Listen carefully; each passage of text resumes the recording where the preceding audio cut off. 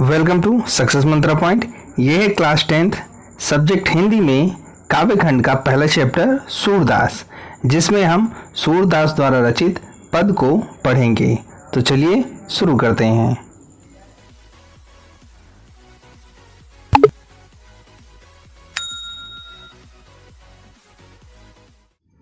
यह है हमारा पहला चैप्टर सूरदास। इस चैप्टर को शुरू करने से पहले आइए सबसे पहले हम जानते हैं सूरदास के जीवन का एक संक्षिप्त परिचय। अगर बात करें सूरदास जी के जन्म की, तो सूरदास जी का जन्म 1478 ईस्वी में हुआ था। इनका जन्म स्थान रुकनकता है।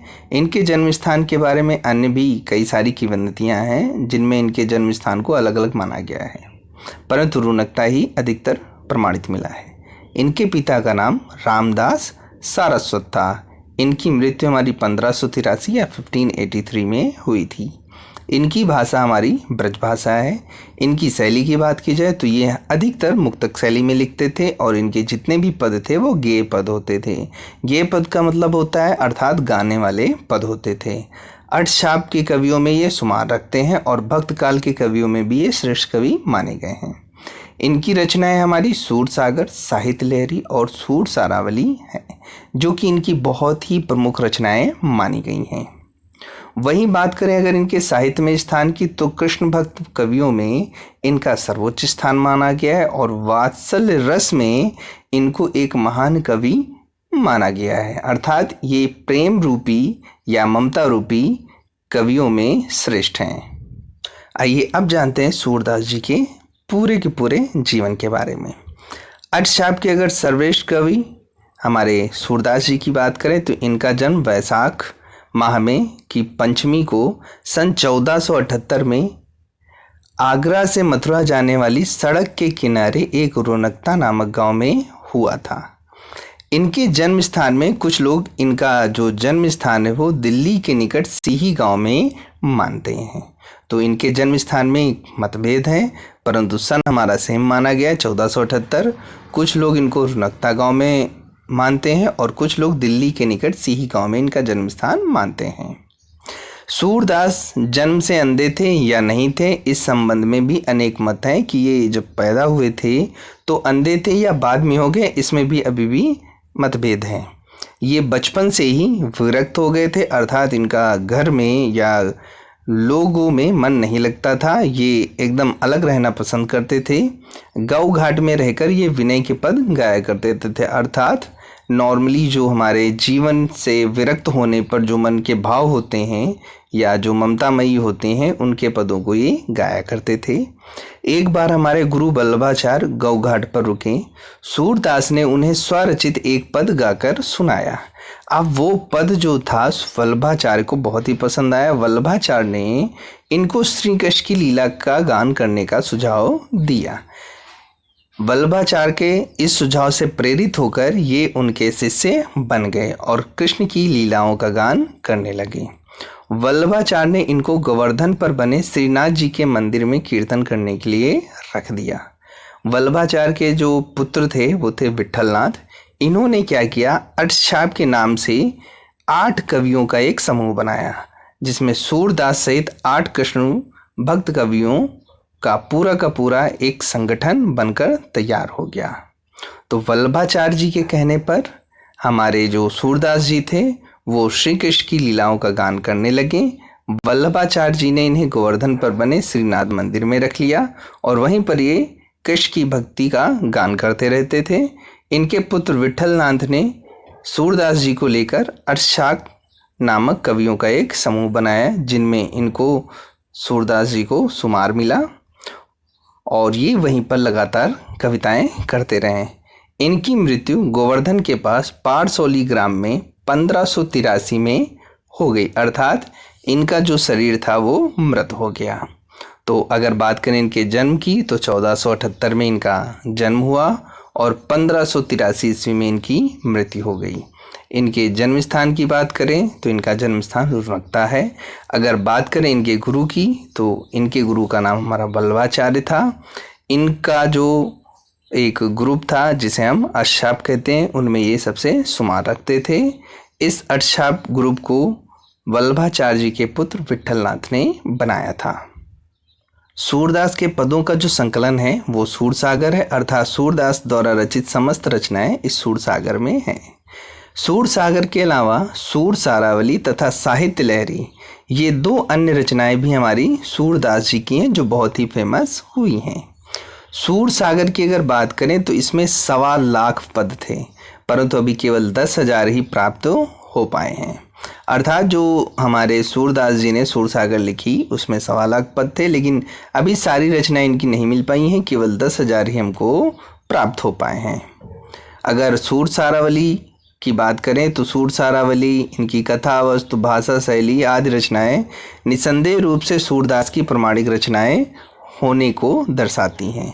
इसमें 1107 छंद हैं। साहित्य लहरी की अगर बात करें तो इसमें 118 हमारे पदों का संग्रह माना गया है। सूरदास की रचनाओं के संबंध में हमारी एक कविता या हमारी 2 लाइनें फेमस हैं। साहित्य लहरी, सूरसागर और सूर की सारावली, अर्थात सूरसागर जी द्वारा रचित तीनों की तीनों रचनाएं जो हैं वो श्री कृष्ण की बाल छवि पर लेखनी अनुपम चली। अर्थात जो हमारी साहित्य लहरी, सूरसागर और सूर सारावली है, इन तीनों में श्री कृष्ण जी की बाल छवि अर्थात बाल क्रीड़ाओं का ऐसा अनोखा वर्णन है जिनको हम देखकर उनका एक मर्म स्पर्शी चित्रण अपने मन में उत्पन्न कर सकते हैं। अर्थात इन तीनों की तीनों रचनाओं में जो उनकी लेखनी चली है वो सिर्फ और सिर्फ श्री कृष्ण की बाल छवि पर ही लिखी है। सूरदास ने श्री कृष्ण की बाल लीलाओं का जो वर्णन है बहुत ही विशद तथा मनोरम वर्णन किया है। अर्थात इतना ज़्यादा वर्णित कर दिया है कि जिसको आप सुनने के साथ साथ में प्रत्यक्ष दर्शन भी कर सकते हैं। उन्होंने इनके बाल जीवन का कोई भी ऐसा पक्ष नहीं छोड़ा जिन पर इनकी दृष्टि ना पड़ी हो। अर्थात इन्होंने श्री कृष्ण की हर एक क्रीड़ा का या हर एक समय का वर्णन पूर्ण रूप से किया है। इसीलिए इनका बाल वर्णन विश्व साहित्य की अमर निधि बन गया है। गोपियों के प्रेम और विरह का वर्णन भी बहुत ही आकर्षक माना गया है। अर्थात श्री कृष्ण जब गोपियों के पास में होते थे उसका वर्णन और साथ ही साथ उनके विछड़ने अर्थात विरह का भी वर्णन बहुत ही आकर्षक इन्होंने किया है। संयोग और वियोग दोनों का मर्म स्पर्शी चित्रण सूरदास जी ने किया। अर्थात जब संयोग रस की बात करें तो भी उनका मर्म स्पर्शी चित्रण और वियोग की बात करें तब भी इन्होंने मर्म स्पर्शी चित्रण दिखाया है।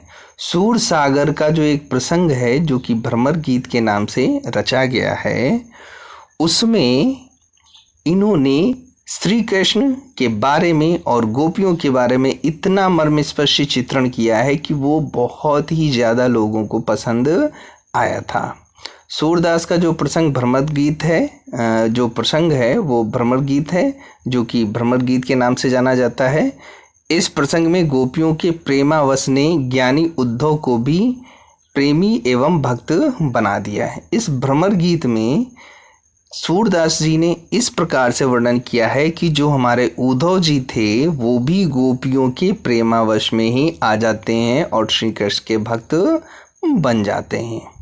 सूर की काव्य की जो सबसे बड़ी विशेषता है उनकी तन्मयता अर्थात उनका मन से और पूरे हृदय से श्री कृष्ण जी का वर्णन करना। ये जिस प्रसंग का वर्णन करते हैं उसमें आत्मविभोर कर देते हैं अर्थात पूर्ण रूप से उसमें तन्मय हो जाते हैं। इनके विरह वर्णन में गोपियों के साथ ब्रज की प्रकृति भी विषादग्न दिखाई देती है। अर्थात अगर जब ये विरह का वर्णन करते हैं तो गोपियों के साथ साथ पूरा जो ब्रज है वो भी दुख में डूबा हुआ नजर आता है। सूर की जो भक्ति है वो मुख्यतः सखा भाव की है अर्थात वो हमेशा मित्रता पर सूर की भक्ति श्री कृष्ण जी के लिए दिखाते हैं। उनमें विनय, दाम्पत्य और माधुर्य का भी चित्रण मिलता है। सूरदास ने ब्रज की लीला जो श्री कृष्ण है उनका जो वर्णन है बहुत ही मर्मस्पर्शी अपने जीवन काल में किया है। सूरदास का जो संपूर्ण काव्य है संगीत की राग रागनियों से बंधा हुआ है। इनकी कविता ब्रज भाषा में होती थी। माधुर्य की प्रधानता के कारण इनकी समस्त रचनाएं प्रभावित करती हैं सबको। जिनकी जो समग्र शैली है वो सरस एवं प्रभावशाली है, जिसके कारण सूर का प्रत्येक पद सरसता, मधुरता और कोमलता और प्रेम के पवित्र भावों को पूर्ण रूप से दिखाता है। सूरदास जी ने अपनी उत्कृष्ट रचनाओं से हिंदी साहित्य में जो गरिमा प्रदान की है वह अद्वितीय और अतुलनीय है। सूरदास जी को इस साहित्य के आकाश में एक ऐसा सूर्य माना गया है जो कभी भी बोझिल या हमारा धूमिल नहीं होगा, जिनके समक्ष अन्य कवि हमारे नक्षत्र के जैसे दिखाई देते हैं। इनके लिए हमारी 2 लाइनें लिखी गई हैं कि सूर सूर तुलसी शशि, कि सूरदास जो जी हैं वो एक सूर्य के समान हैं और जो तुलसीदास हैं वो एक चंद्रमा के समान हैं, क्योंकि सूरदास और हमारी तुलसीदास की रचनाएं बहुत ही अतुलनीय हैं। और उड्डगन केशव दास अर्थात केशव दास जी हैं वो एक तारे के समान हैं, अर्थात सूरदास जी हमारे सूर्य के समान है, तुलसीदास हमारे चंद्रमा के समान है और केशवदास हमारे तारों के समान हैं। अब के कवि जो आज के कवि हैं खद्योत सम, अर्थात खद्योत का मतलब जुगनू होता है। आज के कवि सारे जुगनू के समान होते हैं, जहाँ तहाँ करत प्रकाश, जो इधर उधर हर जगह पर अपनी रचनाएं दिखाते रहते हैं। परंतु जो सूरदास हैं, तुलसीदास हैं और केशवदास हैं, इनकी जो रचनाएं हैं वो एक ही क्षेत्र में एक ही प्रभु के लिए लिखी गई हैं। परंतु आज के कवि इधर उधर हर एक फील्ड में अपना हाथ पैर मारते हैं। सूरदास जी हिंदी साहित्य के प्रतिभा संपन्न कवि थे। सूरदास जी जहाँ वात्सल्य रस के सम्राट हैं, वहीं श्रृंगार रस के सौंदर्य में भी इन्होंने अच्छा समर्थ दिखाया है। अपने विरह का भी अपनी रचनाओं में बड़ा ही मनोरम चित्रण इन्होंने किया है। सूरदास जी का हिंदी साहित्य के कृष्ण भक्त कवियों में सर्वोच्च स्थान रहा है। तो ये थी हमारी सूरदास जी की कुछ छोटी बड़ी जीवन की रचनाएं और उनका जीवन परिचय। तो चलिए शुरू करते हैं हम सूरदास जी द्वारा रचित पद। पहला पद है हमारा चरण कमल बंदो हरिराई। चरण कमल अर्थात जिनके चरण हमारे कमल के समान है। बंदो अर्थात जो बंदा है या जो हमारा भक्त है। हरिराई, हरि का मतलब श्री कृष्ण और राई भी पूरा का पूरा ये श्री कृष्ण के लिए कहा गया, अर्थात चरण रूपी कमल में श्री कृष्ण जी के जो हमारा भक्त है वो नमन करता है। अर्थात जो हमारे सूरदास जी हैं वो श्री कृष्ण जी के चरण कमलों में नमन करते हैं।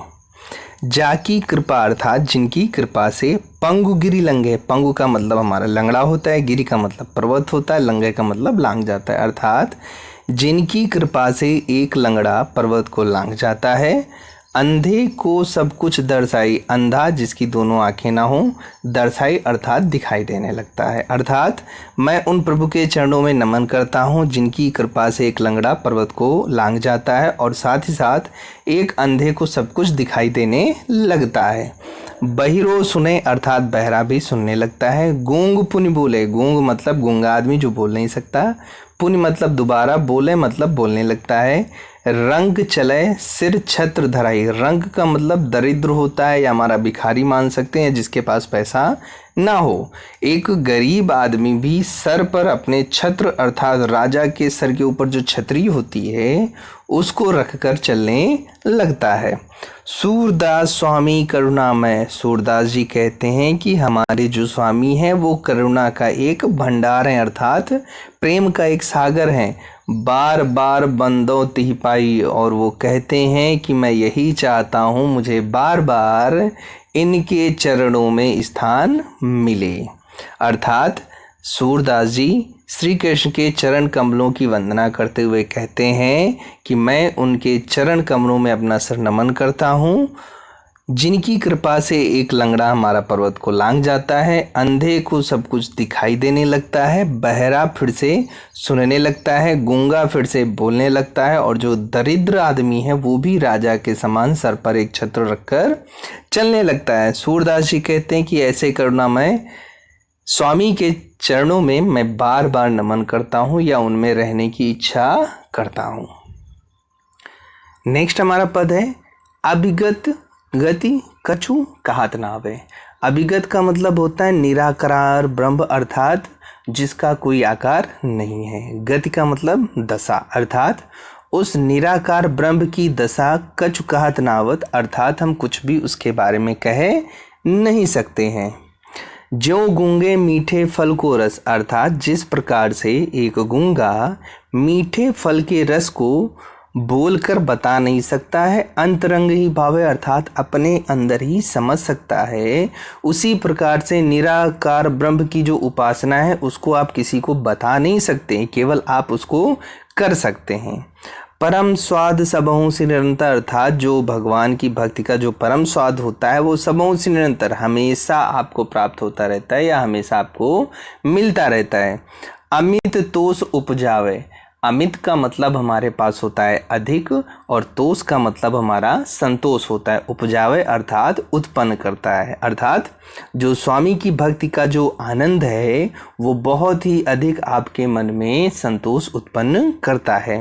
मन वाणी को अगम अगोचर, अगोचर का मतलब होता है जिसको जाना ना जा सके या जिसे इंद्रियों के द्वारा पहचाना ना जा सके, और अगम का मतलब होता है जहाँ पर जाया ना जा सके। अर्थात निराकार ब्रह्मा हमारे ऐसे हैं, मन वाणी को अगम अर्थात मन से और वचन से भी या भाषा से भी उन तक पहुंचा नहीं जा सकता है। सो जाने जो पावे, ये केवल उन्हीं लोग बता सकते हैं या वही लोग जानते हैं जिनको प्रभु मिल चुके हैं। अर्थात निराकार ब्रह्मा को इंद्रियों के द्वारा भी पहचाना नहीं जा सकता है, ये केवल वही जानते हैं जिनको वो मिल चुके हैं। रूपरेख गुण जाति जुगत बिन, अर्थात इनकी रूपरेखा, इनके गुण, इनकी जाति, इनकी जुगति अर्थात युक्ति के बिना, अर्थात ना उनका कोई रूप है, ना उनका कोई आकार है, ना उनका कोई गुण है, ना उनकी जाति है। अब बिना रूपरेखा के हम उनको कैसे पहचाने।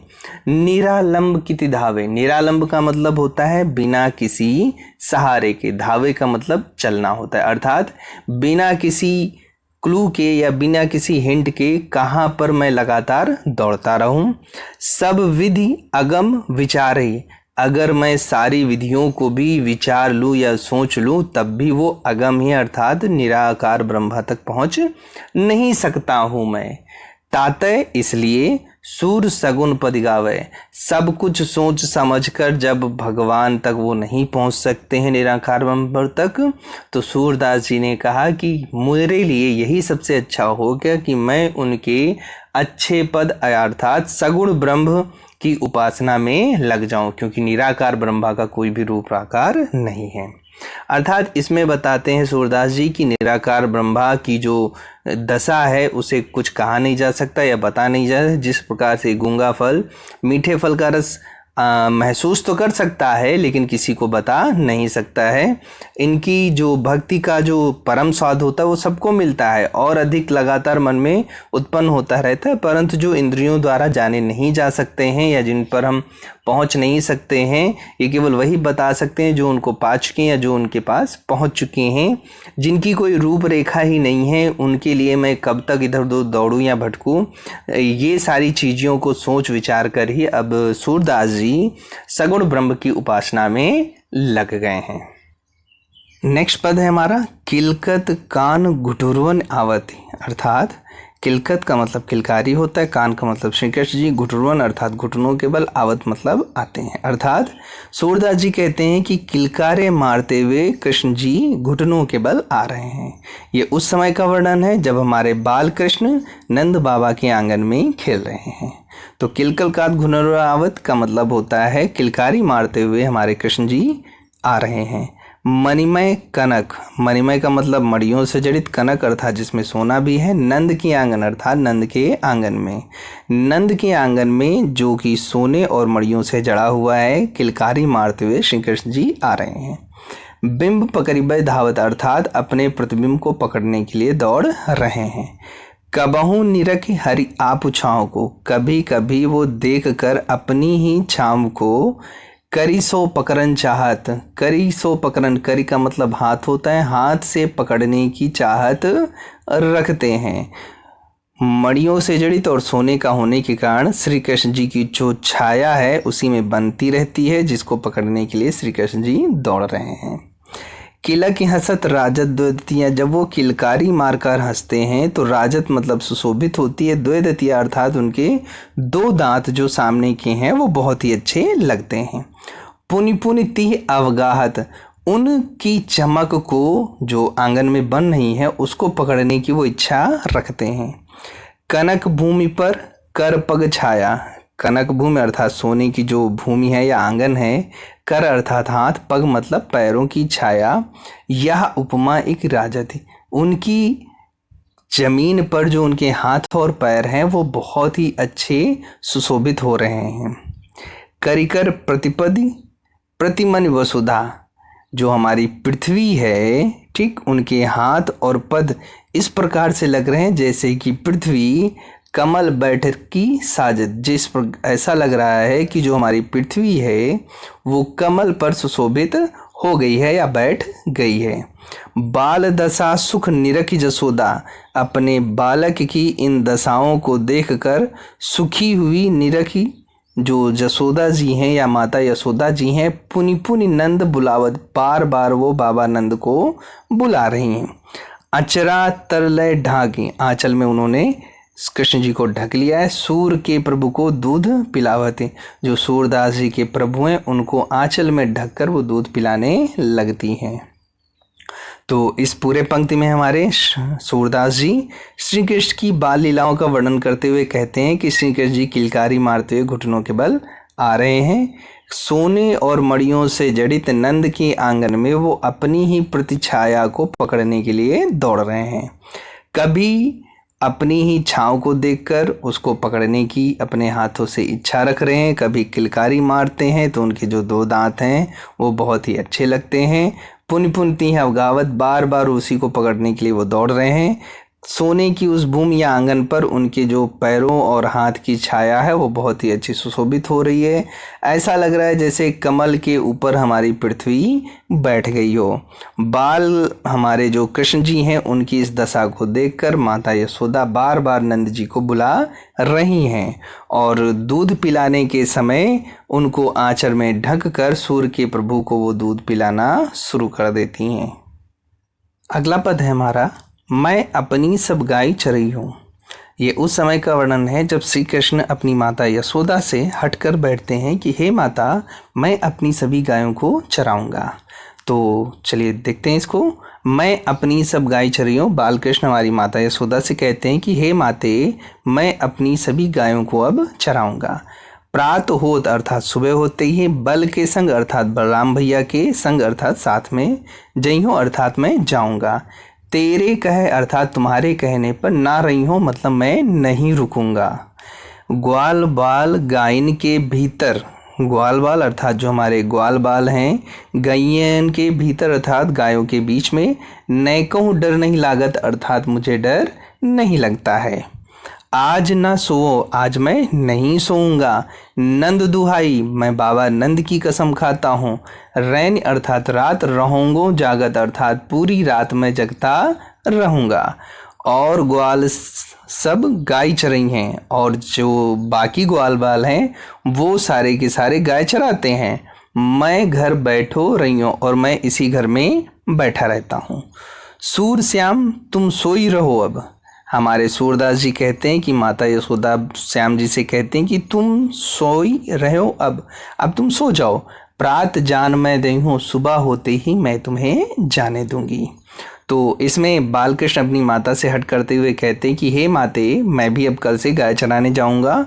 सुबह होते ही मैं बलराम भैया के साथ में जाऊंगा, आपके कहने से भी मैं घर में नहीं रहूँगा।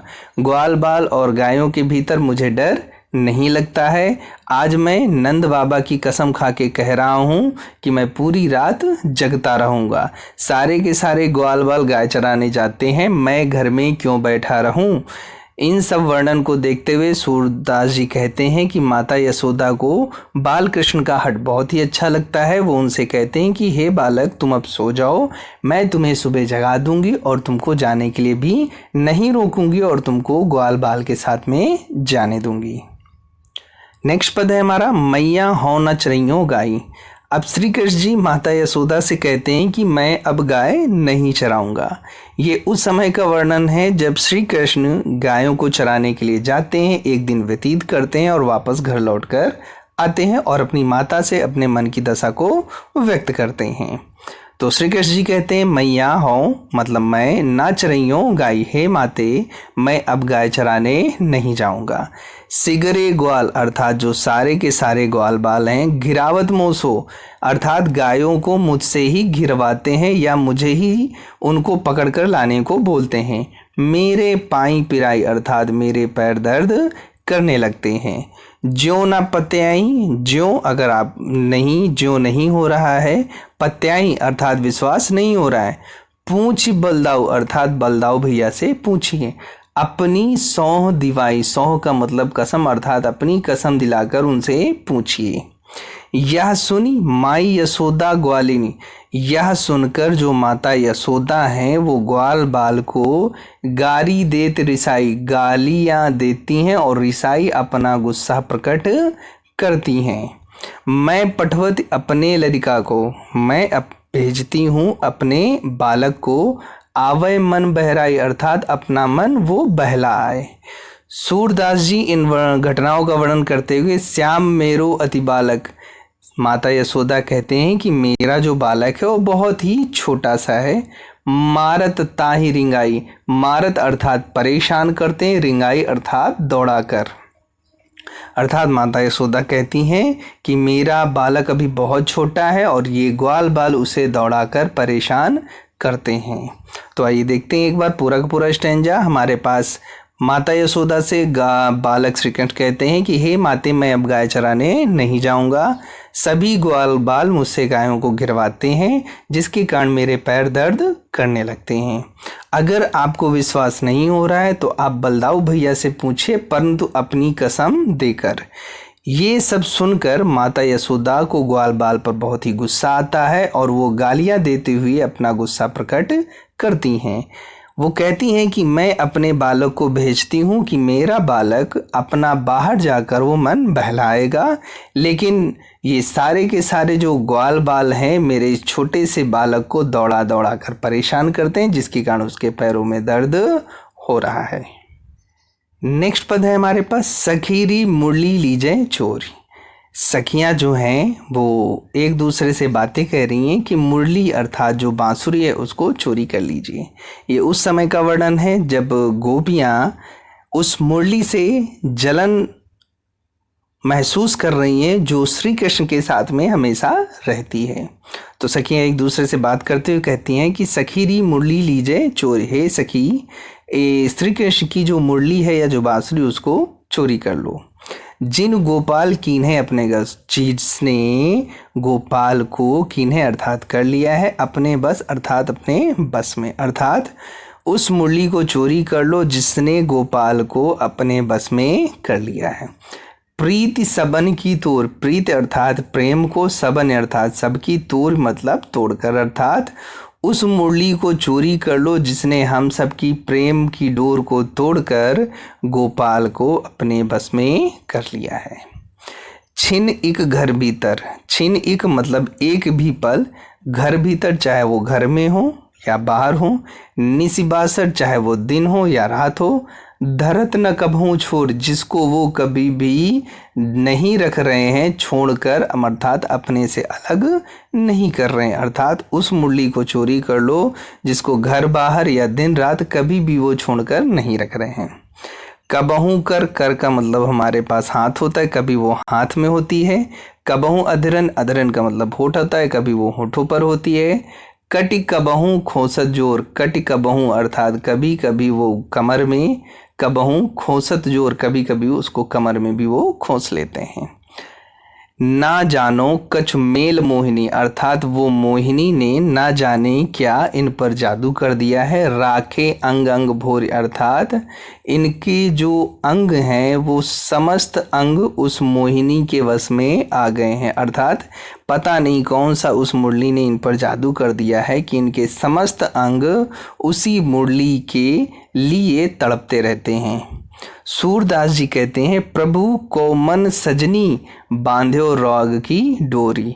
पता नहीं उस मुरली अर्थात सजनी ने प्रभु के मन को अर्थात श्री कृष्ण के मन को किस राग की डोरी से बांध कर रखा है कि उनको हमारा प्रेम अब दिखाई नहीं देता है। तो सखियां एक दूसरे से बात करती हुई कहती हैं कि इनकी मुरली को चोरी कर लो, जिसने हमारे कृष्ण को अपने बस में कर लिया है और हम सबके प्रेम की डोर को तोड़ दिया है। चाहे वो घर के अंदर हो या बाहर हो, चाहे दिन हो चाहे रात हो, ये कभी भी एक पल के लिए उसको छोड़कर नहीं रखते हैं। कभी हाथ में रखते हैं, कभी होंठों से लगा लेते हैं और कभी कभी उसे कमर में खोस लेते हैं। ना जाने इस मोहिनी अर्थात मुरली ने इन पर कैसा जादू कर दिया है कि इनके समस्त अंग उन्हीं के वश में आ गए हैं। सूरदास जी कहते हैं कि ये जो सजनी हैं, इनके मन को पता नहीं किस प्रकार से मोहित कर लिया है कि ये उसी की प्रेम की डोर में बंध चुके हैं। नेक्स्ट है हमारा उद्धव मोहि ब्रज बिसरत नहीं। ये उस समय का वर्णन है जब उद्धव जी श्री कृष्ण को गोपियों की दशा बताते हैं। तो श्री कृष्ण जी कहते हैं, उद्धव मोहि ब्रज बिसरत नहीं है, उद्धव मुझे वो ब्रज भूलता नहीं है। वृंदावन गोकुल वन उपवन, वृंदावन वो गोकुल, वो वन वो उपवन, सघन कुंज की छाही, सघन अर्थात घने, कुंज अर्थात फूलों की वो जो छाँव है मुझे भूल नहीं रही है। प्रात समय अर्थात सुबह के समय, माता जसुमती माता यशोदा, अरुनंद देख सुख पावत, जो माता यशोदा और नंद बाबा को देखकर मुझे सुख मिलता था वो मुझे भूल नहीं रहा है। माखन रोटी अर्थात माखन की रोटी, दह्यो सजायो अर्थात दही के साथ सजाकर, अति हित साथ खौत, वो मुझे बहुत ही प्रेम के साथ खिलाते थे। गोपी ग्वाल बाल संग खेलत, गोपियों और ग्वाल बाल के संग खेलते हुए, सब दिन हंसत सिरात, सभी दिन हंसते हंसते बीत रहे थे। सूरदास जी कहते हैं, धन धन व्रजवासी अर्थात वो व्रजवासी बहुत ही ज़्यादा धन्य है, जिनसो हित जदु तात, जिनके हित के लिए हमारे श्री कृष्ण जी आज भी चिंतित हैं। अर्थात इन लाइनों में हमारे उद्धव से श्रृंगेरी जी कहते हैं कि हे उद्धव, ये मुझे ब्रज भूलता नहीं है। वो वृंदावन, वो गोकुल के वन और उपवन, वो सघन हमारे घने फूलों की छाव आज भी मुझे भूलती नहीं है। प्रातः समय जब माता यशोदा और नंद बाबा को देखकर जो मुझे सुख प्राप्त होता था वो अब नहीं मिलता है, या उसकी बात ही अलग थी। माखन रोटी को जब दही के साथ सजाकर मुझे माता यशोदा खिलाती थी वो बहुत ही मुझे अच्छा लगता था। गोपियों के संग और ग्वाल बालों के संग खेलते हुए पूरे दिन पता नहीं कैसे व्यतीत हो जाता था, उनका वर्णन करना ही संभव नहीं है। सूरदास जी इन सब बातों को सुनकर कहते हैं कि वो व्रजवासी बहुत ही धन्य हैं, जिनके बारे में हमारे प्रभु आज भी चिंतित हैं। नेक्स्ट पद है हमारा, उद्धव मन न गए 10-20 अर्थात हे उद्धव हमारे पास 10-20 मन नहीं है। ये उस समय का वर्णन है जब उद्धव गोपियों से योग की बात करते हैं अर्थात ईश्वर की भक्ति की बात करते हैं। तो गोपियां उनसे कहती हैं, उद्धव मन न गए 10-20 अर्थात हे उद्धव हमारे पास कोई 10-20 मन नहीं है। एक हो तो एक था सो गयो श्याम संग, जो एक था हमारे पास वो श्याम के संग चला गया है। को अवराध ईश, अब कौन उस ईश्वर की आराधना करे, क्योंकि एक जो मन था वो तो हमारा श्री कृष्ण जी के साथ चला गया है। इंद्री शिथिल भई, इंद्रियां जो है हमारी वो शिथिल हो चुकी हैं। केशव बिन अर्थात श्री कृष्ण के बिना हमारी समस्त इंद्रियां शिथिल हो चुकी हैं। ज्यों देही बिन शीश, जिस प्रकार देही जो होती है बिना शीश के अर्थात बिना सर के शिथिल होती है या किसी काम की नहीं होती है, उसी प्रकार से हमारी इंद्रियां भी केशव के बिना शिथिल हो चुकी हैं या अब किसी काम की नहीं है। आशा लाग रहती तन श्वासा, ये आशा हमेशा लगी रहती है और इसी के सहारे हमारे तन में सांस चल रही है। जीवन ही कोटि बरिस, इसी आशा के सहारे हम हजारों साल तक जीवित रह सकते हैं। बरिस का मतलब वर्ष होता है, कोटि मतलब हजार, अर्थात हम हजारों साल तक जीवित रहने को तैयार हैं। तुम तो सखा श्याम सुंदर के, हे उधो तुम तो हमारे श्याम सुंदर के मित्र हो। सकल जोग के इस अर्थात तुम इस योग साधना के बहुत ही पहुँचे हुए ज्ञानी हो। सूर हमारे नंद नंदन बिन, सूरदास जी कहते हैं कि गोपियाँ कहती हैं कि हम अपने उस नंदन के बिन या उनके बिना हमारा और नहीं जगदीश, और कोई हमारा भगवान या ईश्वर नहीं है। तो इन पंक्तियों में हमारी गोपियाँ उद्धव से कहती हैं कि हमारे पास कोई 10-20 मन नहीं है, एक था हमारे पास जो कि श्याम के संग चला गया है। अब हम किस मन से उस ईश्वर की आराधना करें। इंद्रियां हमारी शिथिल हो गई हैं केशव अर्थात श्री कृष्ण के बिना। जिस प्रकार से बिना सर का एक शरीर होता है उसी प्रकार से अब हम हो गए हैं। आशा लाग रहती तन श्वासा अर्थात इस आशा के कारण ही हमारे शरीर में सांस चल रही कि किसी न किसी दिन हमारे श्री कृष्ण आएंगी। जी वही कोटि बरिस, इसी आशा के सहारे हम हजारों साल तक जीवित रह सकते हैं। तुम तो सखा श्याम सुंदर के, आप तो उस श्याम सुंदर के सखा या मित्र हैं और साथ ही साथ सकल जोग के इसे आप ही कोई ऐसा जुगत कीजिए जिससे हम अपने श्याम सुंदर से मिल सकें। सूरदास जी से गोपियाँ कहती हैं कि हमारे नंद के बिन या हमारे श्री कृष्ण के बिना हमारा और कोई ईश्वर नहीं है। नेक्स्ट पद है हमारे पास, ऊधो जाओ तुम ही हम जाने। ऊधो तुम रहने दो, तुम रहने दो, हम जानते हैं, हमको पता चल गया है। ये उस समय का वर्णन है जब उद्धव जी गोपियों से योग की बात करते हैं और गोपियाँ उद्धव के ऊपर गुस्सा दिखा रही हैं और उनसे कह रही हैं कि उद्धव जाओ तुम ही, उद्धव तुम रहने दो, तुम जाओ यहाँ से, हमको पता चल गया है। श्याम तुम ही हों को नहीं पठयो, अर्थात श्याम जी ने तुम्हें कसम देकर नहीं भेजा, तुम हो बीच भुलाने, तुम ही बीच में रास्ता भूल गए हो। ब्रज नारिन अर्थात ब्रज की नारियों से या गोपियों से 100 जोग कहा तो तुम उनसे योग के लिए कह रहे हो। बात कहत न ल जाने, इस बात को कहते हुए क्या तुमको शर्म नहीं आई। बड़े लोग ना विवेक तुम्हारे, इतने बड़े हो गए हो या इतना योग सीख चुके हो फिर भी तुम्हारा विवेक काम नहीं कर रहा है। ऐसे भय आने ऐसे ही कोई भी बात तुम कहते चले जा रहे हो। हम सो कहीं लई हम सही कहे, हमसे कहा है तुमने तो हमने इस बात को सहन कर लिया है। जिए गुण ले हो सयाने, कि तुम इतने सब कुछ सयाने हो, पता नहीं तुम इन बातों को कैसे कह रहे हो। अगर तुम सयाने हो या अक्लमंद हो तो इस बात को हमसे तो कह दिया है, हमने इसको सह लिया है, परंतु किसी अन्य गोपी से मत कहना क्योंकि उनका गुस्सा आप बर्दाश्त नहीं कर पाओगे। कहाँ अबला, कहाँ मैं एक अबला नारू, कहाँ दशा दिगंबर, कहाँ वो दशा दिगंबर अर्थात बिना कपड़ों की वो दशा। मस्ट करो पहचानो, मुझ अबला नारियों से आप दिगंबर होने की बात करते हो अर्थात योग की बात करते हो। हम अपना पूरा शरीर भी अगर जला देंगे तब भी हमें कुछ भी नहीं मिलेगा, सिर्फ और सिर्फ हमारे ईश्वर ही दिखाई देंगे। साच कहो, तुमको मैं कह रही हूँ कि तुम सही कहो, तुमको अपनी सौ अर्थात उद्धव जी से गोपी अपनी कसम देकर कहती हैं कि जो भी कहना वो बिल्कुल सच कहना। बूझती बात निदाने, मेरी बात को समझकर सही सही उत्तर दो, नहीं तो आपको बहुत पछताना पड़ेगा। सूर श्याम जब तुम ही पठायो, सूरदास जी से गोपियाँ कहती हैं कि श्याम जी ने जब तुमको हमारे पास भेजा था तब नए कहूँ मुस्काने, तब वो थोड़ा सा तो मुस्कुराए होंगे, तभी तो उन्होंने हमारा मजाक उड़ाने के लिए तुमको यहाँ पर भेजा है। तो इन पंक्तियों में उद्धव से गोपी कहती है कि हे उद्धव तुम रहने दो, मुझे पता चल गया है कि श्याम ने तुमको कसम देकर नहीं भेजा, तुम ही बीच में रास्ता भूल गए हो।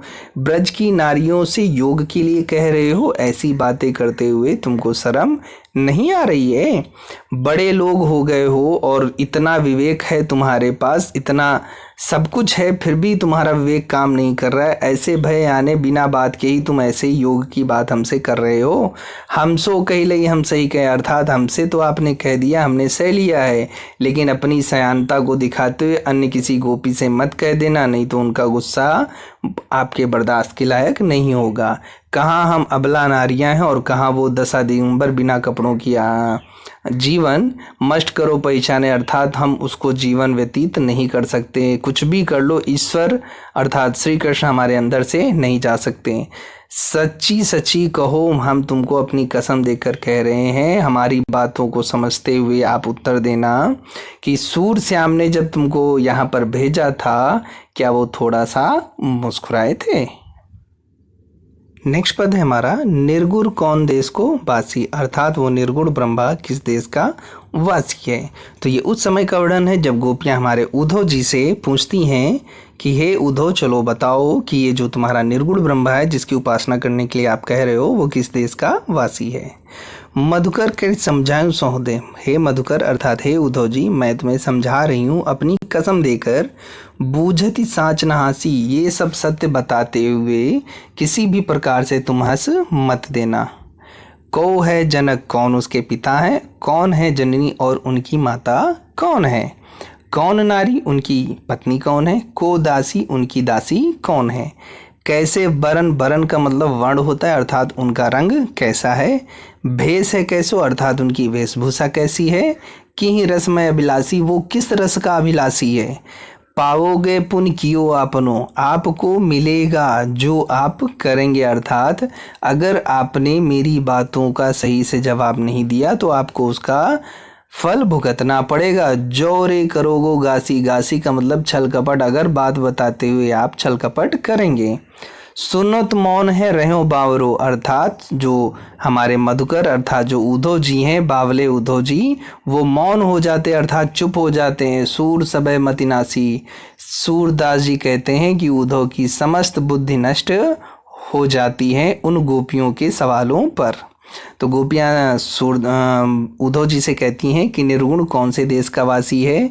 हम तुमको अपनी कसम देकर और समझाकर कह रहे हैं कि हे उद्धव, हमारी बातों को बताते समय सच बताते हुए किसी भी प्रकार से आपको हंसी नहीं आनी चाहिए। वो जो निर्गुण ब्रह्मा है उसका पिता कौन है, उनकी माता कौन है, उनकी पत्नी कौन है और उनकी दासी कौन है, उनका रंग कैसा है, उनकी वेशभूषा कैसी है और वो किस रस का अभिलाषी है। मैं आपको बता रहा हूँ कि बात बताते समय अगर आप कोई छल कपट करते हैं तो आपको आपकी करनी का, अपने किए का फल अवश्य मिलेगा। ये सारी बातों को सुनकर हमारे उद्धव जी बावरे हो जाते हैं अर्थात एकदम चुप रहते हैं और उनकी जो समस्त बुद्धि है वो नष्ट हो जाती है, अर्थात गोपियों के विरह के सामने उनकी बुद्धि और उनका योग काम नहीं आता है। नेक्स्ट पद है हमारा, संदेशो देवकी से कहियो। ये उस समय का वर्णन है जब हमारी माता यशोदा श्री कृष्ण से बिछड़ जाती है अर्थात श्री कृष्ण माता देवकी के पास चले जाते हैं और माता यशोदा उनके विरह में या उनकी याद में बहुत ही ज़्यादा परेशान होती हैं। तो वो एक पथिक से कहती हैं कि संदेशो अर्थात मेरा संदेशा माता देवकी से कहना। हो तो धाई तुहारे सुत की, अर्थात मैं एक आया हूँ तुम्हारे सुत अर्थात तुम्हारे बालक की माया करती रही हो, लेकिन फिर भी मुझ पर थोड़ी सी दया करते रहिएगा। जतप टेव तुम जानत, उनकी टेव अर्थात आदतें, यद्यपि आप उनकी समस्त आदतों को जानती हो तो मोही कहीं आवे, लेकिन फिर भी मेरे अंदर की ममता बार बार बाहर आ रही है और आपसे कुछ कहना चाहती है।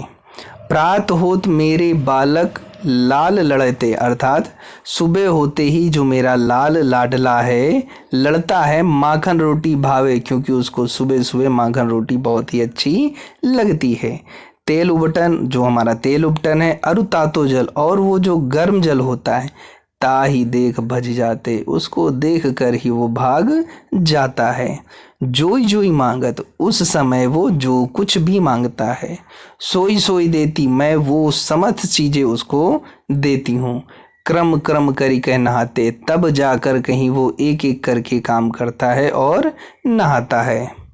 सूर पथिक सुन मोहि रैन दिन, हे पथिक, सूरदास जी कहते हैं, माता यशोदा कहती हैं कि हे पथिक सुनो, मेरे जो दिन और रात हैं बड़े हो रहत और सोच, हमेशा सोच के सागर में डूबते हुए बढ़ते चले जा रहे हैं। मेरो अलग लड़े तो मोहन, जो मेरा एक लाडला मोहन है या जो संकोच करने वाला मेरा लाडा होए है, करत संकोच, जो हरदम संकोच करता रहता है।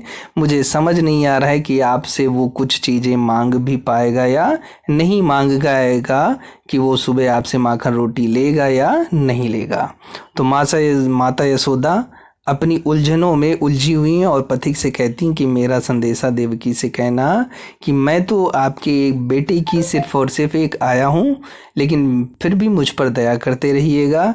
यद्यपि आप मेरे बालक की सभी आदतों को जानती हैं, लेकिन फिर भी मेरी ममता बार बार कह रही है कि मैं आपसे कुछ कहूँ।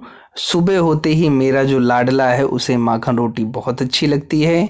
तेल उपटन और गर्म जल से वो जैसे ही देखता है भाग खड़ा होता है। उस समय वो जो जो मांगता है मैं वो सब कुछ देती हूँ, तब जाकर एक एक करके वो काम करता है और नहाता है। सूरदास जी माता यशोदा का वर्णन कहते हुए कहते हैं कि माता यशोदा कह रही कि हे पथिक, मेरे और दिन और रात इसी मोह माया में उलझे हुए हैं। मेरे दिन रात सोच में मैं डूबी रहती हूँ कि वो जो मेरा मोहन लाडला है वो तो हरदम संकोच करता रहता है। वो संकोच में पता नहीं आपसे माखन रोटी मांग पाएगा या नहीं मांग पाएगा। तो हे माता देवकी, उस पर थोड़ी सी दया करना और सुबह उसको माखन रोटी जरूर देना और तेल उपटन और गर्म जल के समय जो जो वो मांगता है आप उसको दे देना। ये था हमारा पहला चैप्टर सूरदास, जो कि कंप्लीट हो चुका है। इसके नेक्स्ट चैप्टर जल्दी आपके यूट्यूब चैनल पर अपलोड कर दिए जाएंगे। तब तक आप इस चैनल को सब्सक्राइब कर लें और बेल आइकन को प्रेस कर दें, जिससे अपकमिंग वीडियो की नोटिफिकेशन आपको मिल जाए।